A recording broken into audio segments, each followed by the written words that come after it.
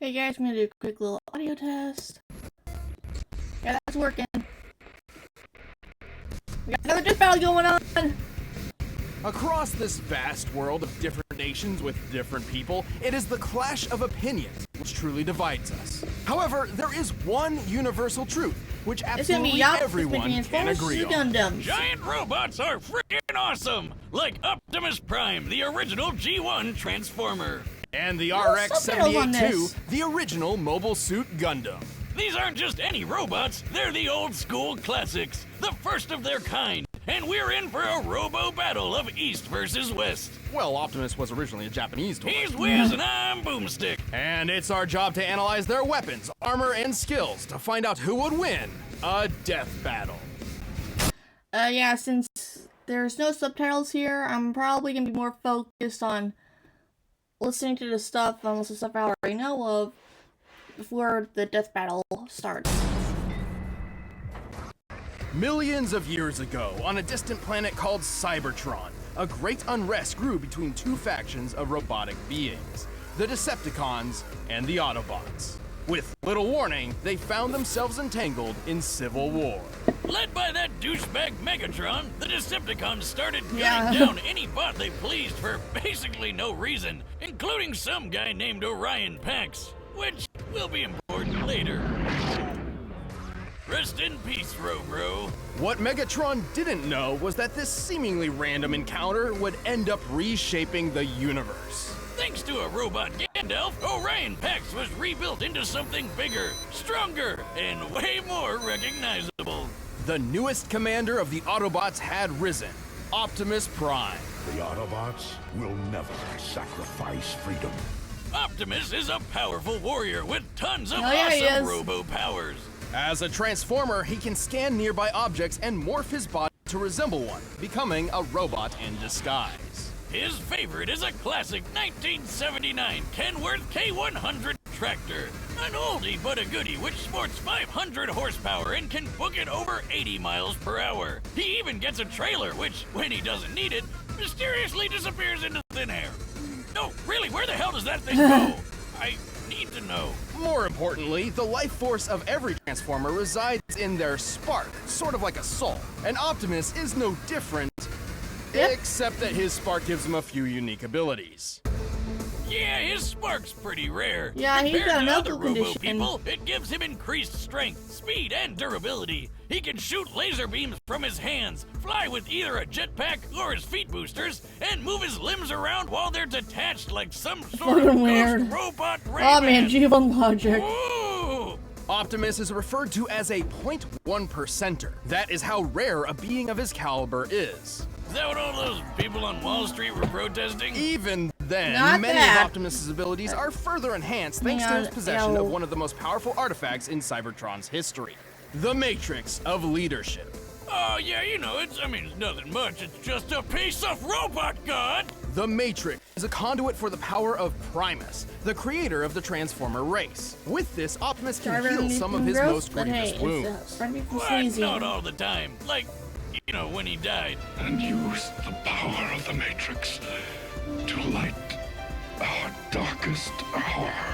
Well, he got has so many an kids to impressive cry. arsenal to hopefully keep that particular problem from coming up again. Like, people Never were protesting again. it.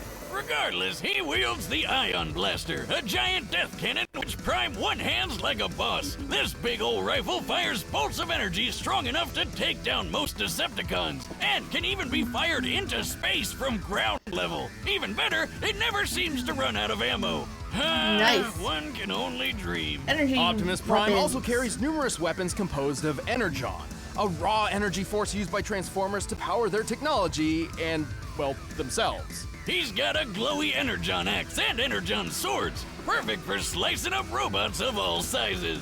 And I guess they'd probably work pretty good on people too. Fighting fire with Yeah, fire, obviously. Optimus Prime led the fight against the Decepticons for several millennia. Eventually, the war even found its way to our own Earth. But we've got nothing to worry about with Optimus protecting the planet. He's tanked blasts that would tear other bots apart, like when this mega refinery exploded. What? It could be seen from outer space. Jesus. He's punched the ground so hard, the trees And we're around talking him about Cybertron, freaking so must have been a huge exploded. ass explosion. Child's play, Boomstick. He's strong enough to tip this large oil tanker, which, when compared to the real-life Sea-Wise giant, must weigh over 700,000 tons. He's tossed a satellite into orbit and punched hard enough to crack Six Shot's chest plate. Who boasted that his armor was drawn from the compacted subatomic matter of a collapsed star. Just to let you know, such a star would have a density of over 300 billion tons per cubic inch. While great density doesn't necessarily beget great toughness, this still means Six Shot's armor was 500 billion times more dense than osmium, the What the most fuck is dense natural osmium? material on Earth. Oh, You're the most dense natural material on Earth. What'd you say? And our robo-commander wrecked it. He's fast enough to catch up to this Decepticon space shuttle in just 23 seconds. Given the size of the Earth here and the angle of ascent, we can determine he's moving around 125,000 Damn. miles per hour. He's also a talented leader, capable of commanding 1,000 battles at the same time via the Omniglobe. Like Skynet, but in a giant disco ball. He's used that crazy strength of his to punch through Megatron, who Oh once my tanked an God. explosion big enough to knock Cybertron out of orbit. Holy and thanks fuck. to the weird robo-magic of the Matrix, How he's the fuck even did he do it? defeated Unicorn, Unicron. who's basically a giant robot Satan who eats planets. This guy is unstoppable. Not necessarily. He's Optimus starting is like certainly 13 powerful, times but after all something. is said and done, he has one major weakness. To violate that law would destroy our honor. He's just too nice. Yeah, he's kinda all about the whole honor and fair fighting thing, which kinda screwed him over more than once, and even gotten him killed multiple times. Yep. Plus, he killed himself once just because he accidentally broke the rules in a freaking game. oh. Damn. But when his back is to the wall and all hell's breaking loose, he'll fight to the end, riding the eye of the storm. One shall stand, one shall fall. In the year 2179, humanity has embraced the stars. Well, mostly. Right. After a somewhat united humanity Not expanded too across the Gundam, solar system, so I'm the more ideologies between quiet. those on Earth and those in space began to drift apart. Is that a new Nazi Space-noid republic, the Principality of Space, began to drift apart. A new That looks like World War II Germany flag. Space-noid republic, I the don't trust those Principality of people. Xeon, arose to challenge the Earth Federation. Space Noid? That like the Domino's pizza mascot, but in space? No, more like space Nazis. Oh my god. Oh, well, I guess it's no surprise that they started a war by gassing a populated space colony and dropping the whole thing on the planet. Man, that's messed up. But that's just how it started. For the real star of the show, some smart guys put their heads together and came up with the coolest thing they could think of. Giant fighting robots! Oh These yeah. were mobile suits, and one of Earth's nuttier engineers had developed a suit which would put all others to shame.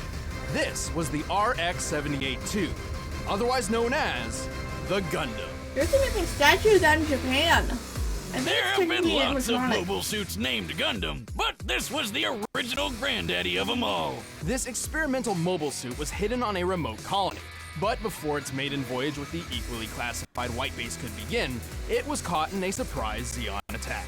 With just 2 Zaku suits, the Space Nazis wiped out almost all of the White Base's military crew. The only people left to save these secret projects were civilians, who had no idea these things even shit. existed. Among those who rose up was a young boy named I Amuro got my Ray. Gundam. Brilliant, albeit standoffish, Amuro was actually the son of the Gundam's chief engineer, and had already stumbled upon the mech's coded blueprints. So he grabbed the owner's manual, jumped in the Gundam, and flew into the fight.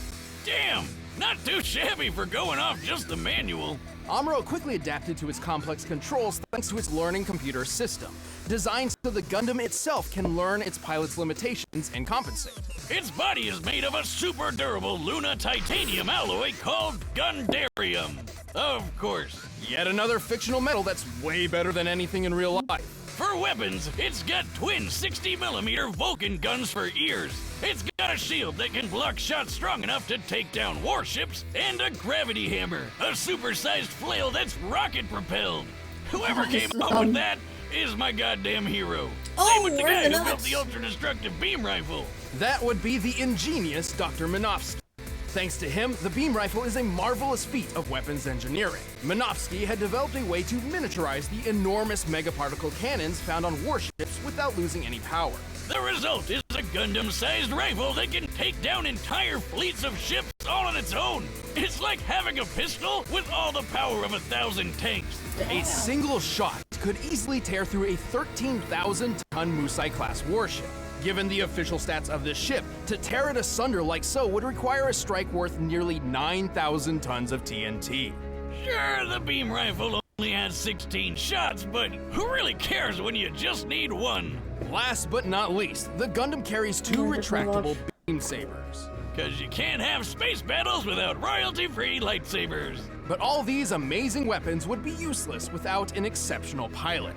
Despite still technically being a civilian, Amuro became the main pilot for the Gundam. Turns out, his skill was mostly thanks to his previously unknown abilities. Amuro was a new type. Like, Pokemon? See, apparently humankind was never meant to live under gravity's pull. In space, without it literally weighing down their souls, some humans developed psychic powers.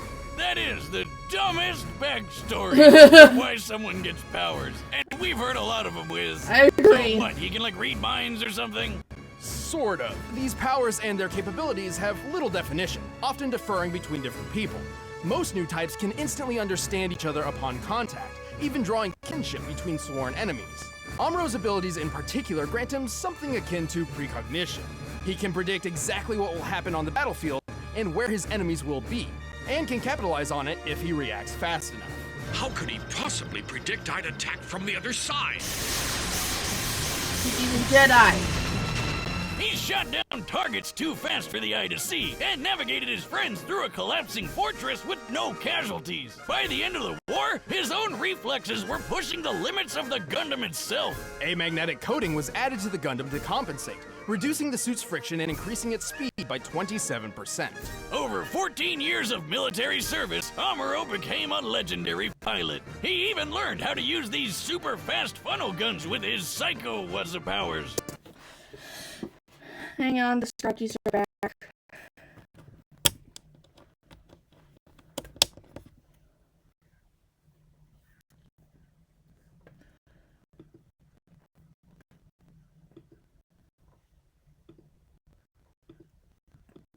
There's a Frieza versus Megatron? I feel like Megatron would win that. Look at some Transformers fan. Speaking of speed, the Gundam is comparable to the red Zaku piloted by Amuro's rival Char, which is 3 times Charburger. faster than the standard green model. During the first large-scale battle with mobile suits, a Zaku flew through the battlefield in 7 seconds. By comparing the 1,072-foot-long Magellan-class starships in the distance, we can tell the Zaku flew over 7 miles. This puts the standard Zaku's top speed just under Mach 5. When tripled to compare to Char, this means the Gundam can move at least 11,000 miles per hour, 15 times the speed of sound. Highballing it with Amuro's new type powers and magnetic coating, it's possible the Gundam can move as fast as Mach 25. Though anything over that would put it dangerously close to re-entry speeds, which its chassis cannot survive on its own. The Gundam is strong enough to lift and throw this goofy mobile suit, and tough enough to power through a What the magnetic fuck? field that's 7,200 degrees Fahrenheit. It survived plenty of really big explosions, including a detonating asteroid and a nuclear blast which wrecked Amuro's home colony. I bet it could wipe out the space Nazis all on its own. It nearly did. Amuro and his Gundam were instrumental to the war effort. It doesn't matter how much the Gundam was burned. It would always stand up, dispel the fear, and fly. I think it's from a video game.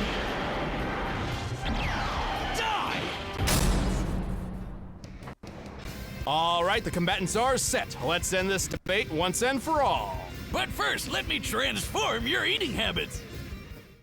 U.S. But did you know Oh yeah, I like this song. I've seen this Death Battle before, and I know I love this song. Amuro, come in. Where are you? I'm checking something out, Sayla. It's more than meets the eye. Get your butt back to White Base. If there's trouble, we can't send. I wonder what these guys are are in here.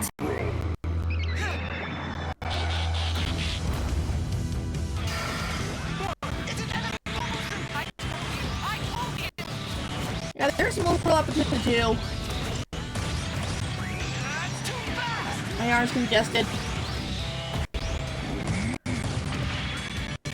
There you are. And the tail of the yarn is like tangled in here.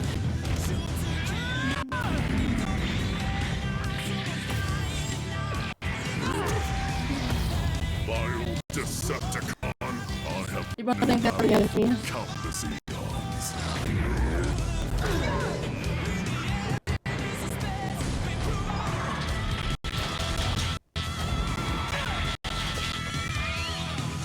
Optimus is the only one, he's like the chosen one.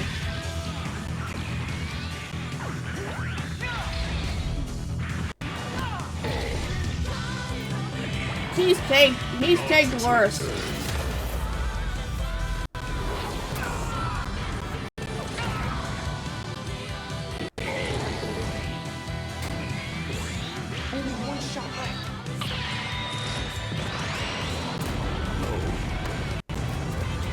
Hey, that was the arc. Oh no. I hope no one else is on there.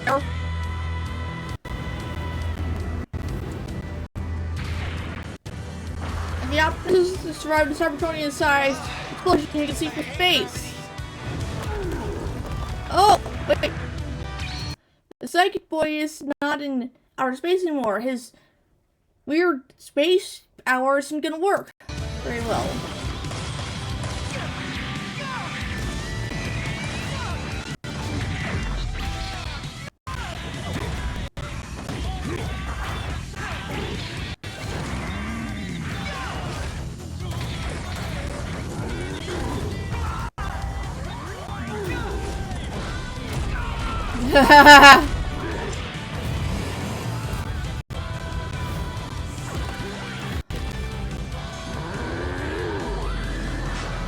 Oh! Oh! What? Stop that. I'm just bad. I must stand, so you shall fall. Oh! Yeah, there's no way a human can survive that.